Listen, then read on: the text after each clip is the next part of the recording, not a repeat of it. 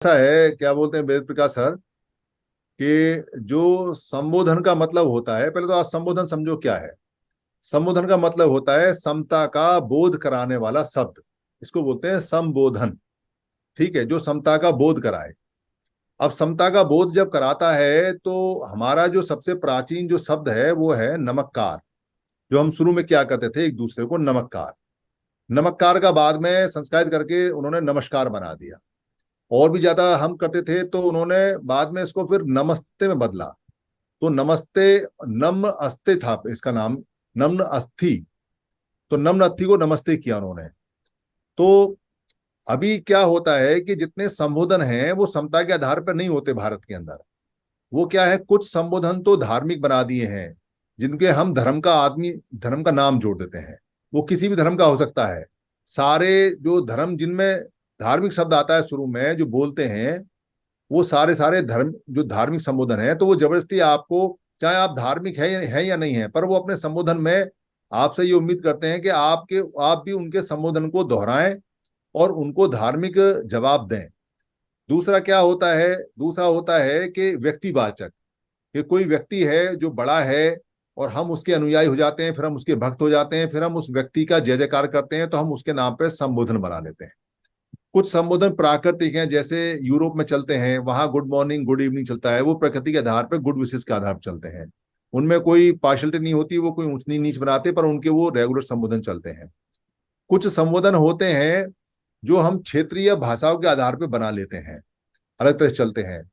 तो यहाँ जो मूल निवासी वाला जो शब्द इस्तेमाल करते हैं, जो उन्होंने बनाया, या जय बहुजन या जय जय मूल निवासी, वो शब्द उन्होंने अपने ऑर्गेनाइजेशन के हिसाब से बनाया है। जो उन्होंने अपनी संस्था बनाई, जो अपना संगठन बनाया, उसमें उन्होंने एक मूल निवासी आइडियोलॉजी को डेवलप किया और उसने कहा कि हम मूल निवासी हैं, बाकी मूल निवासी हैं या नहीं है या विदेशी हैं, तो हम जय मूल निवासी करके अपने लोगों को जगाएंगे।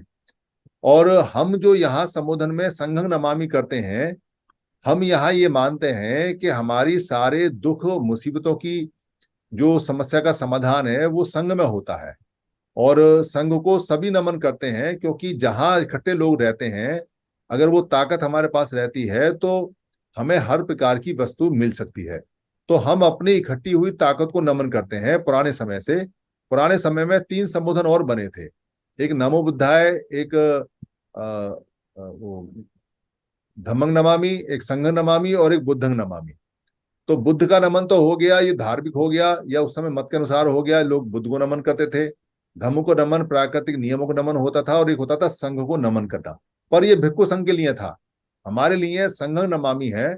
और अगर इंडिविजुअल से मिलना हो तो नमस्कार करें, यानी कि अगर आप किसी दूसरे व्यक्ति से जाके मिल रहे हैं तो नमस्कार करें, और अपने व्यक्ति से मिल रहे हैं तो छूट आपकी, आप कुछ भी बोलें, पर संघं नमामि अगर आप बोलेंगे तो आपका संघ में यकीन बढ़ता जाएगा, क्योंकि जिस चीज को हम रिपीट करते हैं, याद करते हैं, वो मजबूत होती है। इसलिए संघों को हमें अभी मजबूत करना है। अभी हाल फिलहाल की जो पहली आवश्यकता है हमारी, वो हमारा संघ है। कि संघ अगर हमारा मजबूत होगा, पूरा होगा, तो उसके बाद फिर जब एक बार हम मजबूत हो जाएं तो आप जो चाहे वो संबोधन कर लेना, फिर फर्क नहीं पड़ता। पर अभी के लिए संघ नमामि इसलिए बोलते हैं ताकि संघ हमारे खून में चढ़ जाए। अपनी जी। किसी वंदना के लिए कभी नहीं कहा। हमारे लोग बुद्ध की वंदना करते हैं, दरअसल बोधि की वंदना होती है। जो बोध हुआ है, जो ज्ञान हुआ है, उसके बारे में बंधन होता है, उसको नमन होता है कि हमें वो ज्ञान प्राप्त हो। बुद्ध ने अपने लिए या व्यक्तिवाद के लिए कभी भी किसी भी व्यक्ति से नहीं कहा कि वो उनके आगे भोग लगाए या उनके आगे झुके या उनका स्तुति गान करे। उसके लिए पूरी तरह से मना किया और लोगों को जागृत किया। अभी लोग जो बुद्ध वंदना करते हैं वो ये सोच के करते हैं कि सामने जो पत्थर की मूर्ति रखी है, उसकी स्तुति करने से उस मूर्ति में कुछ होगा, वो कुछ आशीर्वाद देगी या वो खुश हो जाएगी या बुद्ध खुश हो जाएंगे। क्योंकि बुद्ध ने साफ किया हुआ है कि वो अर्हत हैं, और अब उनका कोई अगला बर्थ नहीं होगा। जो अर्हत लोग होते हैं उनका कोई बर्थ नहीं होगा अलग, तो इसलिए उनका खत्म हो गया। पर लोगों को मूर्ति पूजा में और व्यक्ति पूजा में डाल दिया गया, और वहां से ये बीमारी हमारे यहाँ आई है। हमारे यहाँ व्यक्ति पूजा या मूर्ति पूजा या स्तुति गायन नहीं हुआ करते थे। तो आपने अगर मन को सेटिस्फाई करना है उसी धुन में कि किसी पत्थर को या किसी मूर्ति को पूजने से कुछ मिलेगा। या बहुत सारे लोग कहते हैं कि मन बड़ा शांत हो जाता है। तो आप जिस दिन चाहो 24 घंटे में या 24 घंटे चाहो या पूरे दिन रात बैठे रहो, कौन रोकता है? इसका कोई नियम नहीं है। जिसने भी नियम बनाया है सब अपने आप बनते हैं। मैं तो बल्कि ये खोजते खोजते भी परेशान हूं कि ये जो 3 वंदनाएं हैं, बुद्ध वंदना और संघ वंदना और धम्म वंदना, जो भिक्षुओं की हैं, ये आखिर बनाई किसने? मुझे तो वो राइटर नहीं मिलता कि ये कैसे बनी है, कहाँ बनी है, कहाँ से शुरुआत हुई और कब शुरुआत हुई। तो बहुत सारी चीजें जो गलत स्टार्ट हो जाती हैं या किसी खराब उद्देश्य से होती हैं, उनके राइटर भग जाते हैं, उनके राइटर नहीं मिलते कहीं। तो आप सर, आपको मन का अगर आपके अंदर ऐसा यकीन है कि इसका गायन करने से कुछ मिलेगा, तो आप रोज करो, बुधवार करो, इसका कोई नियम नहीं है सर। नहीं सर, वो दरअसल बात यह है, ये एक ट्रेंड चल रहा है कि हमारे मतलब ये जो पढ़े लिखे एक नौकरी पेशा वाले लोग हैं, वो बोला यार लोग इस बहाने से जुड़ जाते हैं और फिर अपने आप को बोला इकट्ठे हो जाते हैं इस बहाने। बाकी हम लोगों को लगभग खूब मतलब ये कि लिंक भेजते हैं, खूब समझाते हैं, फोन करके समझाते हैं। जब लखनऊ में संगीति भी हुई थी, उस समय हमारे साथ में एक दो बंदे भी थे, उनको मैंने वो समन ग्रंथ दिया था। उन्होंने अल्ट पलट के 2 4 5 10 मिनट अल्टा पलटा, उसके बाद में मेरे को उल्टा पकड़ा दिया। मैंने कहा आप ले सकते हो उसको, उनके कंप्लीट पढ़ करके दे देना। तो सबसे बड़ी बात है वही आती है सर, ईगो की। अब पता नहीं लोगों को जुड़ने में ऐसा क्या खर्चा आ रहा है, क्या मानसिकता है, कोई समझ में आज तक तो हमारे तो सर आया नहीं। नहीं, आ जाएगी। देखो, क्या एक बात आप स्पष्ट देखो कि लोग ना 2 तरीके से इकट्ठे होते हैं, या तो डर से या लालच से। पर वो टेम्पररी होते हैं। अगर डर निकल गया तो लोग बिखर जाएंगे, और लालच पूरा हो गया तो भी बिखर जाएंगे। तो डर या लालच से लोगों को जोड़ने के लिए लगातार उनको डर और लालच का इंजेक्शन देना पड़ता है, और हर बार बड़ा इंजेक्शन देना पड़ता है, छोटा नहीं। मान लो किसी को आपने 5 किलो अनाज दे दिया खाने के लिए, पाँच 5 किलो गेहूं दे दिया और उसको 1 किलो दाल दे दी, तो अगली बार उसकी जो उम्मीद है वो 10 किलो गेहूं और 2 किलो दाल पे हो जाएगी।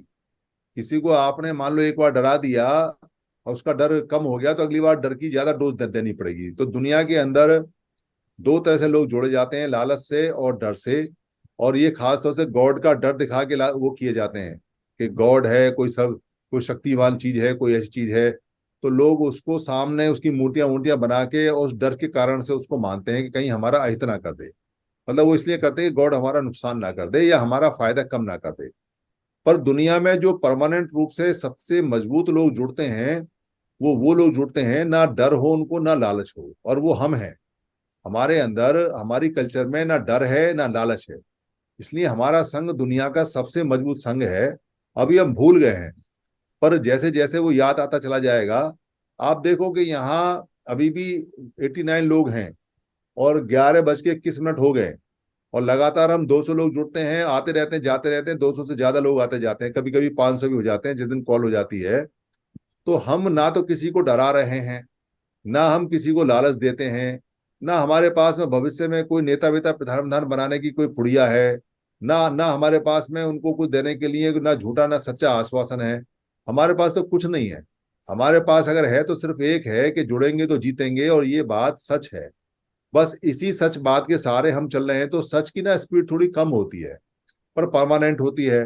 पर जब वो जुड़ते हैं तो फिर बम की तरह फटते हैं, फिर सब अलट पलट देते हैं। ये उदाहरण पहले भी हमने बुद्ध के समय देखा हुआ है कि बुद्ध को सच बात के अगेंस्ट में लोगों को जोड़ने में बहुत तकलीफ हुई, बहुत परेशानी हुई। तब तो कुछ नहीं था, ना खाना, ना पानी, ना चप्पल, ना घोड़ा, ना गाड़ी, ना टेलीफोन, ना मोबाइल, ना जूम, ना मीटिंग, ना घर, ना मकान, कुछ नहीं था। और वो पैदल चल चल के एक अकेला आदमी कैसे कैसे इकट्ठे किए, कैसे कैसे। पर आज तक भी देखो कितने सारे लोग हैं पूरी दुनिया में जो उस फिलॉसफी के, उस आइडियोलॉजी को मानने वाले हैं। 3.5 अरब लोग हैं सर आज भी।